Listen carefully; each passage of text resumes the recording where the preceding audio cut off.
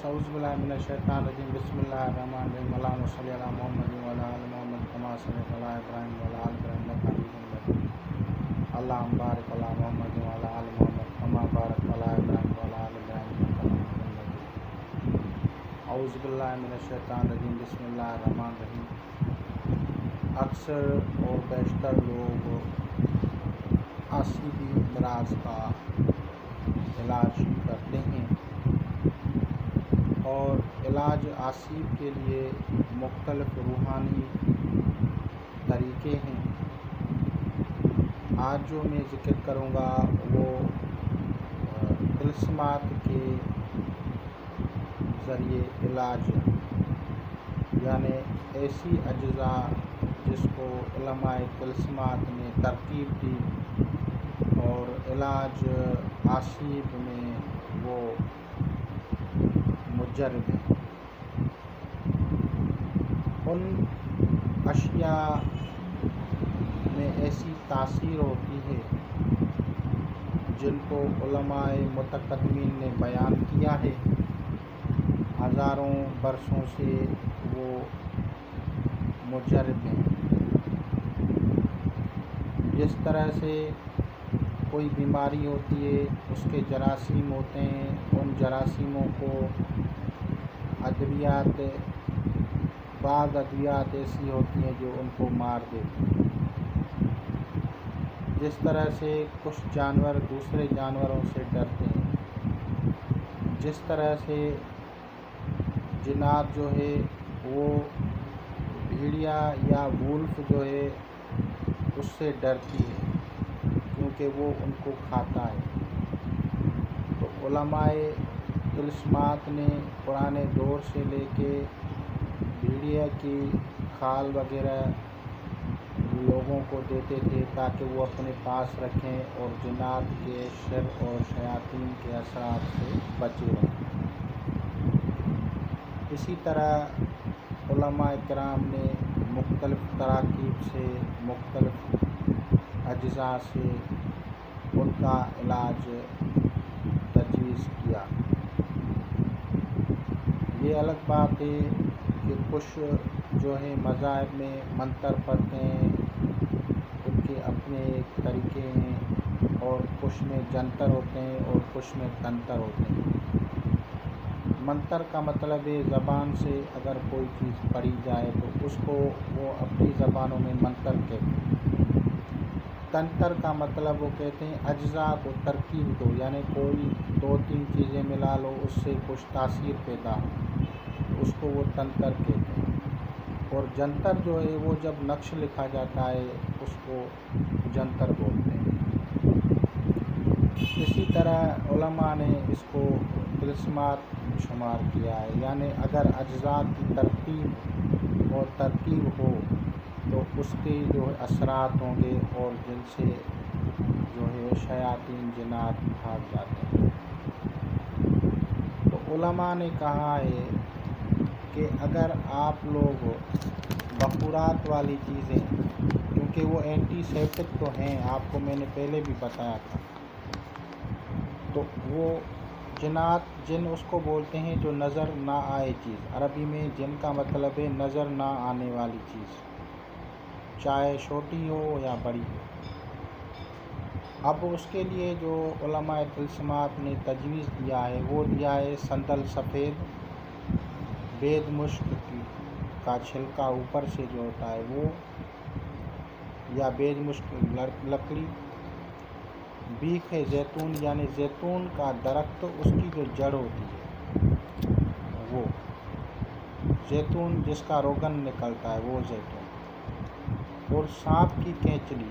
सांप एक ऐसी मखलूक है जो सर और जादू के तोड़ने में भी काम आती है और जिन्नात शयातीन के इलाज में भी काम आती है। सांपों की और गोगल, इन चीज़ों के को बराबर वज़न लेंगे और इनको तोड़ेंगे, उनको बराबर वज़न लेंगे, उनको कूटेंगे, उसको برادہ بنائیں گے، صفوف بنائیں گے، اور اس صفوف کی اشیاء کو 7 دن تک مریض آسیب کو اس کی دھونی دینے سے آسیب اس کو چھوڑ کے چلا جاتا ہے۔ بات ہو رہی تھی سانپ کی، تو سانپ کو ایک ایسی غیبی مخلوق ہے کہ یہ سمجھو از قسم جنات ہے، اس کو ایسے سمجھ لیں کہ یہ جنات کی قسم ہے۔ اور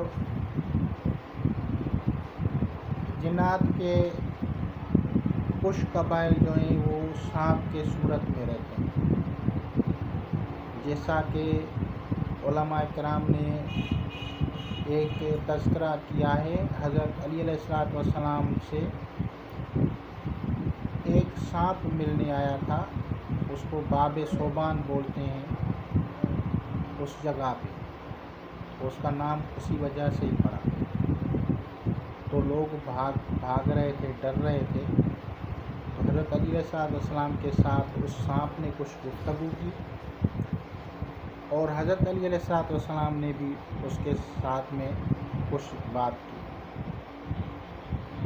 تو پھر وہ چلا گیا اور لوگ پریشان ہوئے، لوگوں نے کہا کہ حضرت یہ کیا معاملہ تھا؟ تو اس نے بتایا کہ جنات کا بادشاہ جو پہلا تھا اس کو حضرت علی علیہ السلام نے وہاں پہ بادشاہ بنایا تھا، اور وہ جب اس دنیا سے پردہ فرما گئے تو اس کا بیٹا حضرت علی علیہ السلام کے پاس آیا اور اس نے عرض کی کہ حضرت اب اس کی جگہ پہ آپ کسی کو بھی بادشاہ تجویز کر لیں، کیونکہ ان کا والد اس دنیا میں نہیں رہا۔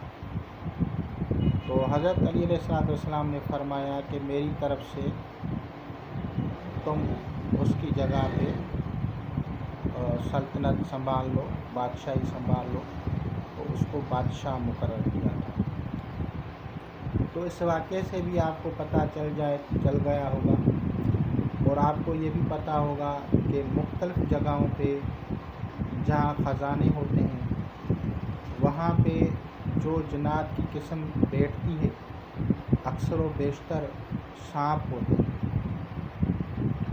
یہاں تک علماء نے لکھا ہے کہ وہاں پہ جو رکاوٹ ڈالنے والی چیزیں ہوتی ہیں ان میں سانپ بھی ہو سکتے ہیں، ان میں مینڈک بھی ہو سکتا ہے، ان میں چونٹیاں بھی ہو سکتی ہیں، اس میں شہد کی مکھیاں بھی، اشکال تو وہ مختلف کر سکتی ہیں، لیکن اکثر و بیشتر جو واقعات آپ نے سنے ہوں گے تو ان میں جو آتا ہے وہ سانپ کا ذکر آتا ہے۔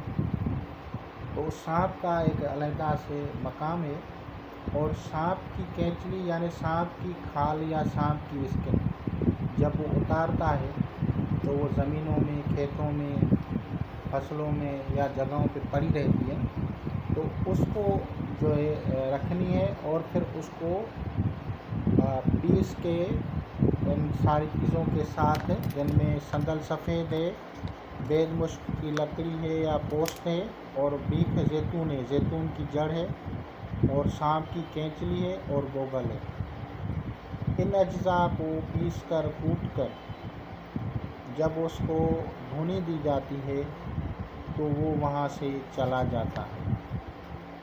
مختلف چیزوں کے مختلف اثرات ہوتے ہیں، جیسا کہ میں نے سانپ کا بار بار کاٹنا اور اس کا علاج جو ہے نیولے کی ہڈی سے بتایا تھا، تو اس میں ایک طلسماتی اثر ہوتا ہے جو اس کی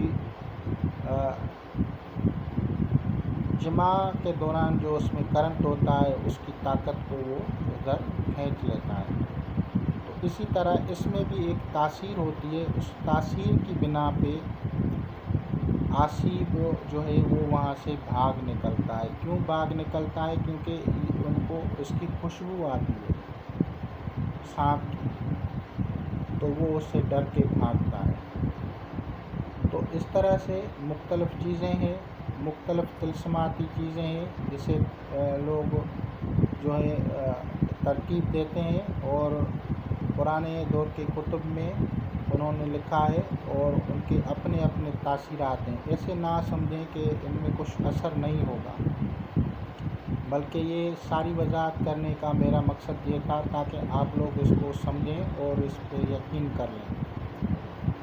ہاں، آپ اس کے ساتھ اگر اپنی طرف سے کچھ آیات کریمہ یا کچھ اور اللہ تبارک و تعالیٰ کا اسم پاک پڑھتے ہیں تو وہ بہتر ہے، نہیں تو صرف ان اشیاء میں بھی اپنی جگہ پہ ایک تاثیر ہے، اور اگر آپ ان کے ساتھ قرآن مجید آیات کریمہ مندرج شریف یا کچھ اور پڑھتے ہیں تو سمجھو کہ سونے پہ سہاگا ہوگا۔ اور جو مریض ہے پھر اس کو آپ 7 دن تک نہیں دیں گے، لیکن پرہیز جو میں نے پہلے بھی کہی تھی کہ سحر و عصیب کے جادو کے جو پرہیزات ہیں وہ آپ کو مکمل ان کو کروانی پڑے گی، اور ان پہ عمل کرنے سے ان کو نجات ہوگی۔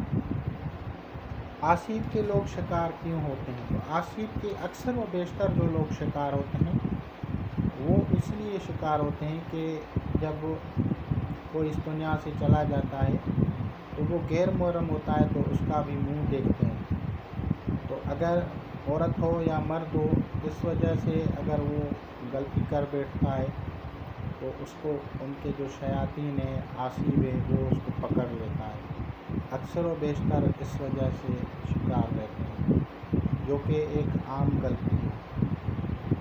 جس سے نکاح جائز ہے اس کو جو ہے پھر نہیں دیکھا جاتا شریعت کے مطابق، جب وہ پردہ کر جاتے ہیں یعنی غیر محرم اس کو نہیں دیکھتے، چاہے مرد ہو یا عورت ہو۔ تو یہ جو علماء کرام نے جو بتایا ہے یہ ہمارے بھلے کے لیے، اور جو شریعت مطہرہ میں جو قوانین ہیں وہ ہماری حفاظت کے لیے ہیں، ہمارے بچاؤ کے لیے ہیں، ہمارے تحفظ کے لیے ہیں۔ جو لوگ ان چیزوں کا خیال نہیں کرتے وہ بعد میں ان تکالیف کا سامنا کرتے ہیں۔